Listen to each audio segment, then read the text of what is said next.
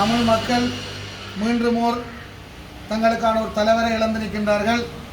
தமிழ் மக்களின் ஒரு நம்பிக்கையாக எங்களது இனத்துக்கு விரிவாக காணப்பட்ட எங்களது சம்பந்தன் ஐயா நேற்றைய தினம் சுகையின காரணமாக இந்த உலகையை விட்டு சென்றிருக்கின்றார்.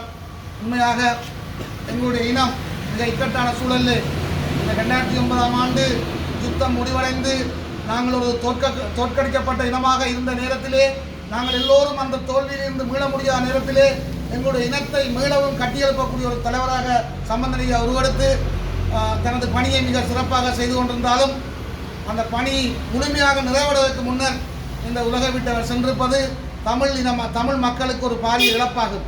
அது தமிழ் மக்கள் இவ்வாறான அந்த இடத்தை நிரப்புவதற்கு ஒரு தலைவரை உருவாக்க வேண்டிய தேவை இருக்கின்றது.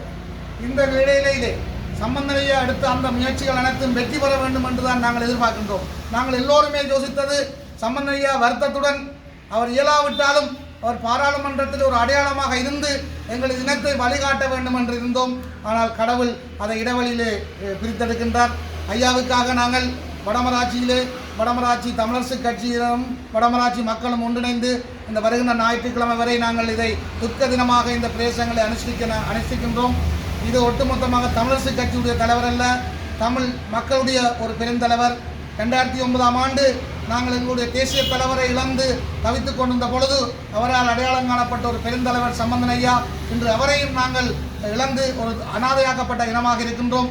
இந்த நேரத்திலே நாங்கள் அனைவரும் ஒற்றுமையாகி சம்பந்தன் ஐயா விட்டு சென்ற அந்த பணியை சிறப்பாக செயற்படுத்தி எங்களது மக்களுக்கான தீர்வை பெற்றுக் கொடுப்பதற்கு இன்று காணப்படுகின்ற அரசியல் தலைவர்கள் அனைவரும் ஒன்று சேர்ந்து முன்னெடுக்க வேண்டும் என்ற அந்த கோரிக்கையை முன்வைத்து பெருந்தலைவர் சம்பந்தன் ஐயாவுக்கு எங்களுடைய ஆழ்ந்த அனுதாபங்களையும் அவருடைய குடும்பத்துக்கு ஆழ்ந்த அனுதாபங்களையும் கூறி ஐயாவின் ஆத்மா சாந்தியுடைய இறைவனை பிரார்த்தித்து விட வேண்டும்.